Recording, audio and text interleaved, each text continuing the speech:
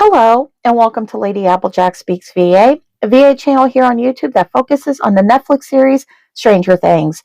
I am back with a very special episode, and this special episode is so special because it is for Series 2, Why Can't This Be Love? You guys remember Series 2, right, with Eddie Munson and Liz Hargrove? Liz Hargrove being the little baby sister of Billy. They're back. Well, at least for this one. I'm sure there's going to be, I'm thinking about doing like a kickoff series for them eventually, but this is a special episode, and it's special in another way too. It's actually a flashback and a fast forward episode. So there's two separate dates that you're going to have in your possession. The first date is September 1st, 1985, which would have been on a Sunday.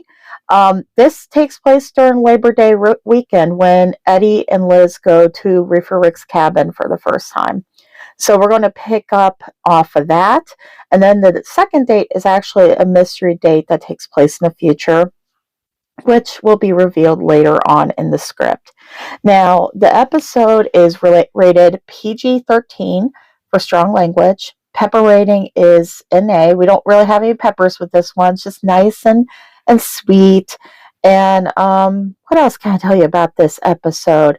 A special thanks goes out to Lexi VA yet again, because I was bouncing ideas off of her, and I was talking to her a little bit about Eddie and Liz Hargrove's past with each other, and some of the things that happened that wasn't actually recorded at all during my audios. And she's like, I could see this, and I wish I could hear it too. So, Lexi, this is for you. And yeah, what else can I tell you about this episode? I guess it'd help if I told you the title. I always forget, don't I? The title of this episode is called Our House, which is a song by Crosby, Stills, and Nash. It's such a pretty song. It basically is the songwriter or the singer of the song is talking about their life essentially with the person that they end up being with, the person that they end up spending the rest of their life with. And it's one of those songs that I don't think it gets enough credit. It did pick up a little bit of resurgence after How I Met Your Mother, because it was featured on one of the episodes of that. So I have a special place in my heart for that song, and also for that TV series, because that was actually the theme for my husband and I's wedding. When we got married, we did a How I Met Your Mother theme with a ducky tie. I swear to God, I found a ducky tie for him. It was amazing. But anyways, this is not about me. This is about Eddie and Liz. So let's go ahead and jump into the episode. It's going to be in Eddie's point of view all the way through. And we're going to hear from Liz. And we are also going to hear from another surprise guest. So yeah, I hope you enjoy this. Eddie's point of view at Reefer Rick's cabin, 11:47 p.m. I finally told her that I loved her last night. We had just finished making love, right, for the third time that day, I'm guessing. Seems like time is a blur when I'm with her. Once in the morning, note to self, scrub down Reefer Rick's kitchen table in the morning. The second time, swimming, and that was a first for me. And then the third, in the master bedroom with a warm fire in the hearth. The first night here, Liz had told me that she loved me, and I froze. I freaked out internally, not sure how or if to say it back, even though I felt it. I had felt it for a very long time. It was when she fell asleep, me gazing down at her as she laid so still beside me, her head propped onto my chest, that I came to realize I loved her too. That I wanted to say I loved her. It took everything I had not to wake her up from her slumber just to tell her that I loved her back. The next night, I told her, in the glow of the fireplace, everything I was feeling. I loved her. I wanted to have a future with her. That I wanted to maybe marry her someday, if she would ever allow it. She said it back with that beautiful smile that had grown to desire and strive to see on a daily basis. Since last night, the world seems a little bit brighter, a little more hopeful. Our cuddles lingering and our kisses even longer. We were finally allowing ourselves to finally be in love. Tonight is our last night at the cabin, and she wanted, more than anything, to go lay out on the dock, listen to the crickets chirp, the owls in the trees, and to see the light lapping onto the lake around us and hear it touching the shore. She wanted to see the stars with me. We lay here on top of one of the quilts that we had brought with us on our trip, my right hand holding her left. I grin as she scoots over closer to me, a feather soft sigh escaping her plush lips. So, big wedding or small? Hmm? Big wedding or small? I like to plan ahead on things. Are you serious? Like a heart attack, sweetheart. I thought you weren't looking for anything serious, Ads. I think we established that that has sailed a long time ago. Just come on, play along, will ya? Theoretically speaking. Theoretically? 100%. No risk, money back, not carved in stone. Um, I think small. You know, something between us and just a few of our friends and family. Tell me what your perfect wedding day would be. If you could do anything in the world, no objections whatsoever. I don't know. When I was a little girl, I used to look at all those old bridal catalogs that my mom would bring home from the department store that she used to work at. She knew that I loved them. I would always go in and cut out my favorite dresses and paste them onto construction paper. And I would always say those are my pictures for the kind of wedding that I wanted someday. I always imagined my dress would be a little different, you know, like I could never find the perfect dress. Not in those catalogs. Like not pure white, but maybe cream. And I know poofy is the trend right now. A big poofy dress. Big poofy princess dress. But I don't want that. I want something fitted.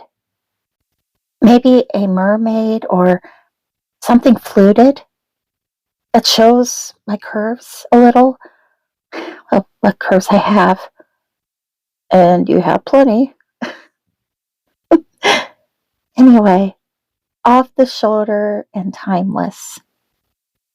Something that theoretical you would remember for the rest of your life. And I don't want to get married in a church. I spent most of my life in a church. I want to get married by the water. Something peaceful. Like here. If Billy would stop being such an ass, I would have him give me away. And Max, Robin, Nancy, and Erica. I want all of them to be my bridesmaids. If we can get Erica in a damn dress, that is.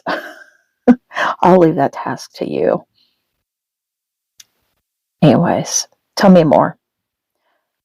Tell me what song we would dance to for the first time as husband and wife. She thinks for a moment, her smile only getting wider. Do you remember that song by the Association? You know, that 1960s band? Never My Love? My mom used to play it all the time when we were small. It's silly. And I never thought I would tell you this. And God, there's no going back, I guess. I've been listening to that 45 of that song a lot lately. A lot after seeing you. I turn my head to look at her, smiling as I see her blushing profile. Her eyes are still on the stars above us. Okay. All reasonable requests. Noted. Now, let's fast forward a bit, shall we?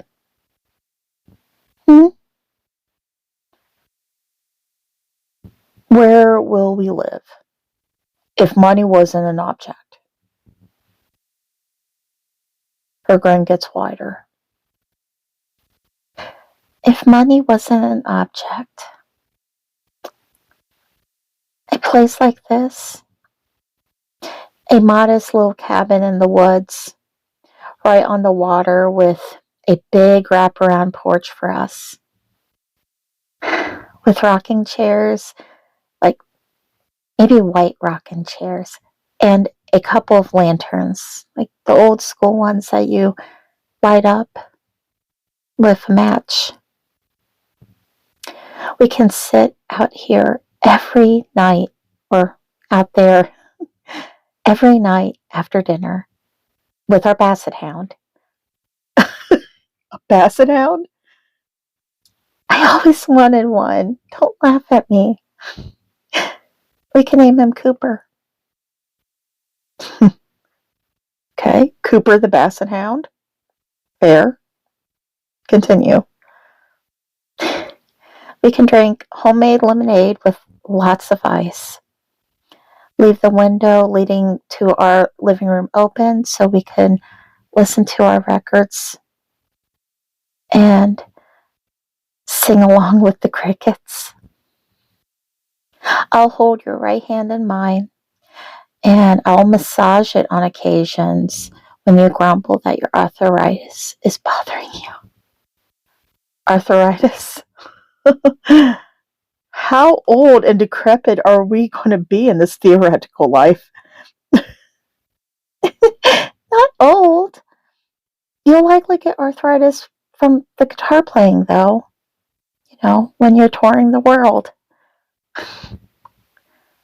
All right. What else about this theoretical house do you want, baby? A big kitchen. I always wanted a big kitchen, you know, where I can bake all day and cook all my Nana's recipes. Lasagna, Italian Easter pie, ragu bolognese, all the stuff she used to make when Billy and I would stay with her and Grandpa during our spring breaks. I want a big kitchen table where everyone we love can come over during the holidays to eat, talk, laugh. Any chance we would have some kids at that table? She bites her bottom lip, her mind deep in thought for a brief second. I mean, I always wanted to be a mom, but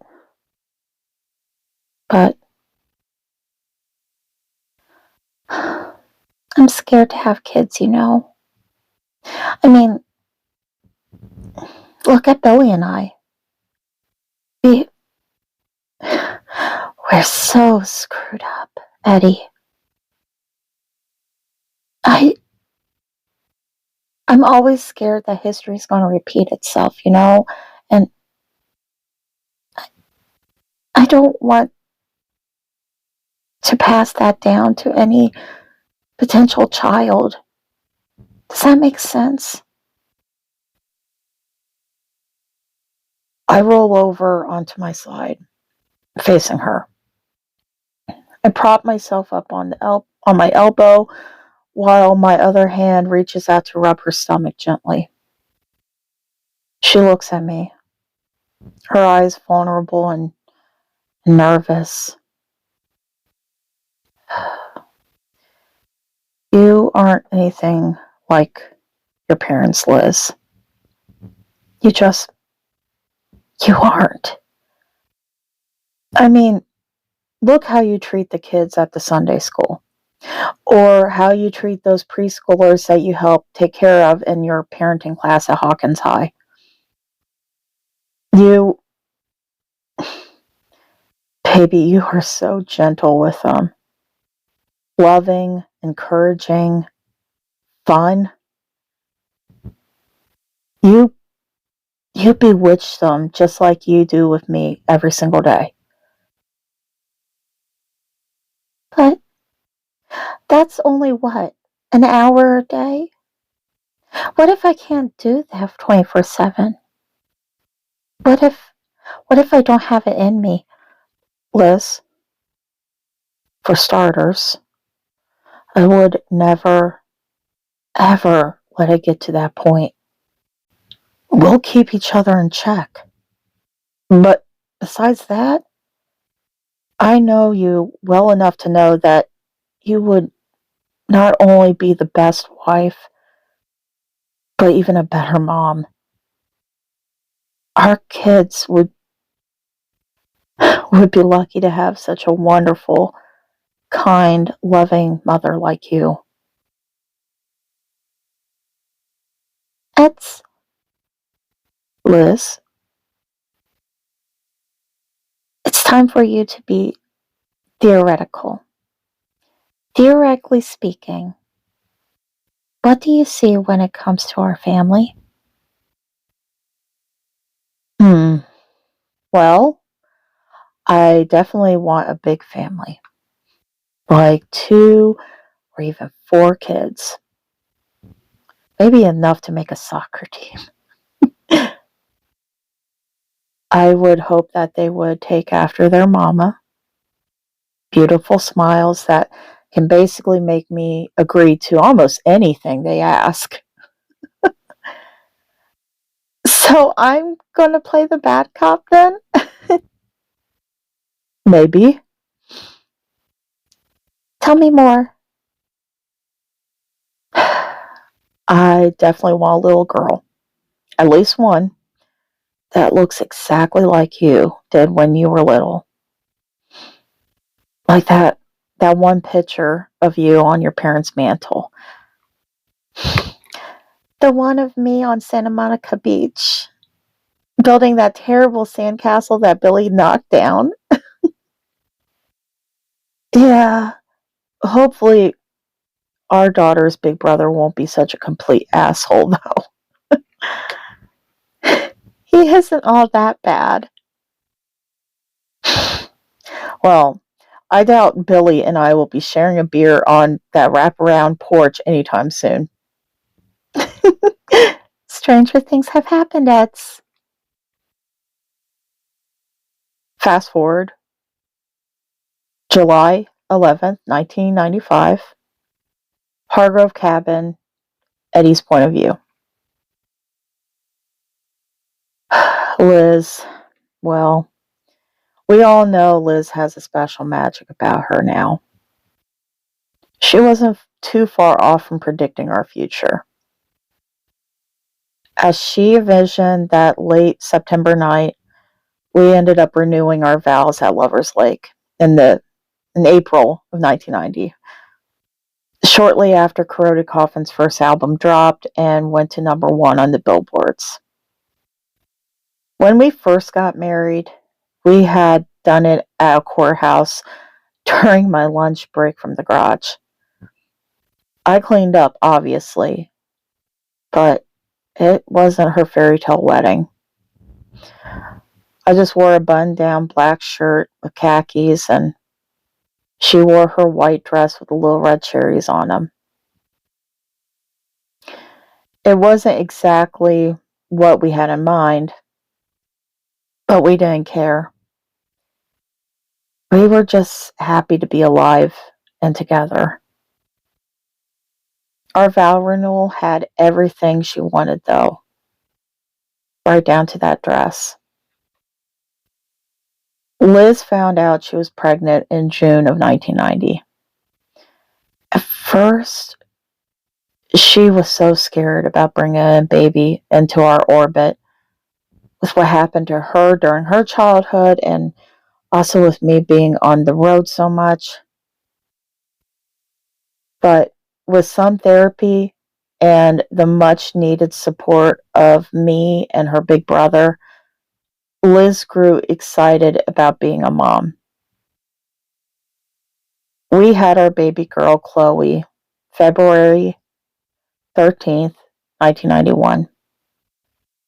Since then, Liz has been nothing but doting to our child. She's been amazing. It's amazing watching my wife take on a role of motherhood so naturally. I've always been proud of my Liz snack cake, but this is probably her best role yet. I sit in the rocker on a wraparound porch, nursing my PBR as I listen to the crickets chirp in the distance. The glow of the moon dancing along the ripples of Lover's Lake, which is in front of me, it just makes this dream seem... It's hard to believe that this dream's a reality now. I bought the cabin from Reefer Rick shortly after Chloe was born, and it's been our home ever since. Liz and I just finished our renovation of the kitchen, making it the big Italian kitchen that she always wanted. In the process, we managed to get pregnant again. I'm convinced that the antique kitchen table that Reefer Rick left behind was the place our second child was conceived. Cooper, our 2-year-old basset hound, lays at my feet, snoring softly. I hear the screen door swing open and some heavy footsteps approaching. A gruff sigh as my company sits down in what's normally my wife's rocking chair. I hear the clink of another beer can open beside me and smile. Did you finally say no to my daughter after giving her a piggyback ride throughout the house for over 2 hours? Nah, she just fell asleep on me. Liz just put her to bed. Her and Kate are looking over baby names in that book they bought in town today. Never thought I would see you married, much less a family man, Billy Hargrove. I guess you and Liz influenced me a little bit. And what's even crazier is both of our wives getting pregnant around the same time. Do you think Liz's powers had anything to do with... I shake my head, taking another swallow of beer. Nope. Liz swears that she had nothing to do with that. It's all just fate. Billy nods, taking one big swallow of beer. You know, Munson, you kind of grew on me. I like having you around. I like having you around too, Hargrove. I hold out my beer can, clinking it against his before taking a swig and turning my attention back to the lake. I smile as I hear the screen door open again, then shut. The light sound of bare feet slapping softly against the creaky wood porch. Soon, my wife, my Liz, is standing beside my rocker with a tired smile on her face, her 5-month pregnant belly protruding out from one of the oversized corroded coffin shirts that our manager had sent her while we were on tour in the U.S. Despite being tired, she looks stunning. Just as beautiful as I remember her being from our first time here at this very cabin over 10 years ago.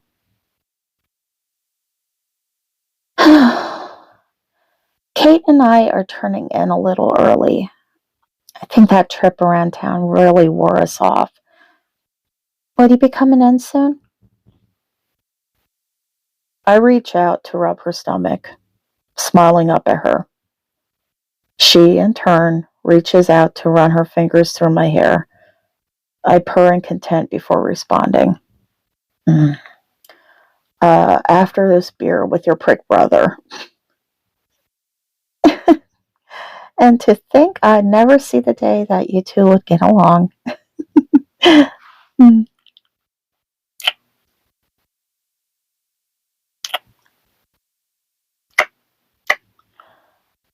I love you.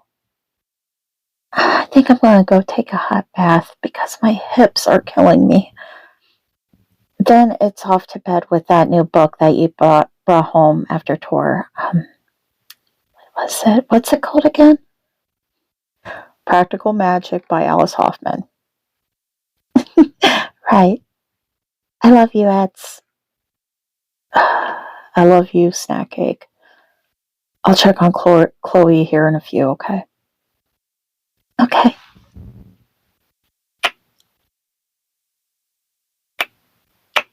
Don't keep me waiting. And don't pester her in her sleep. Last time you nuzzled her, she woke up and I couldn't get her back to sleep for hours. Okay, I'll try my best.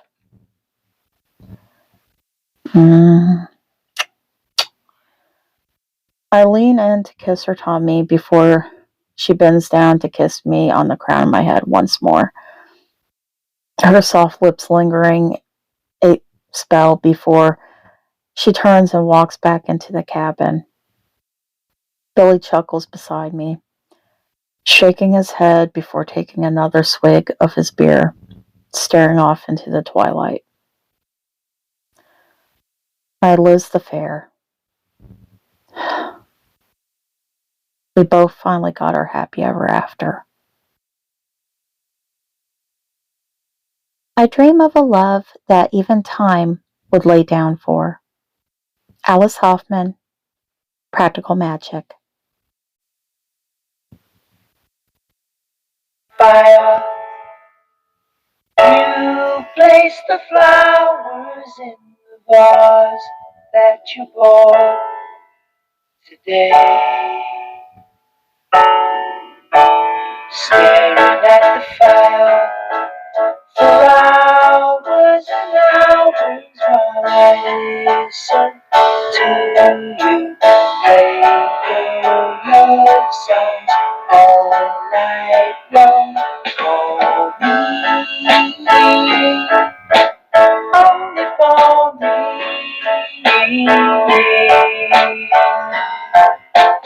Go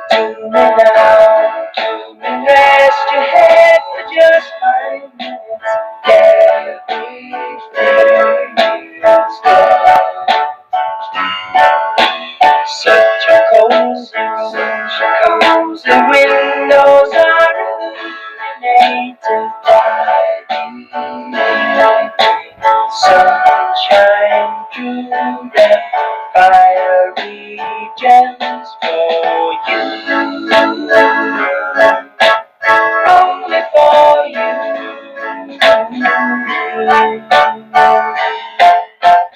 Our house is a very, very, very fine house with 2 cats in the yard.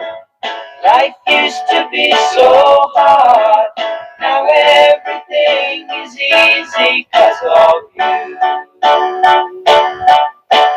And now,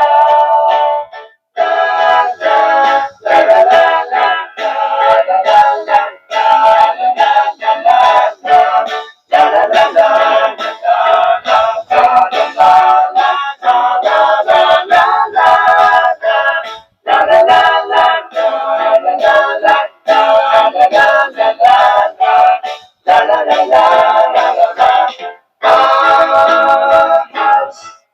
It's a very, very, very fine house with 2 cats in the yard.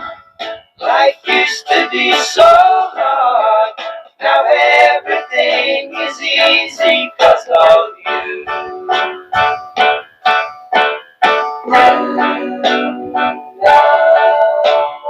I'll light the fire while you place the flowers in the vase that you bought today.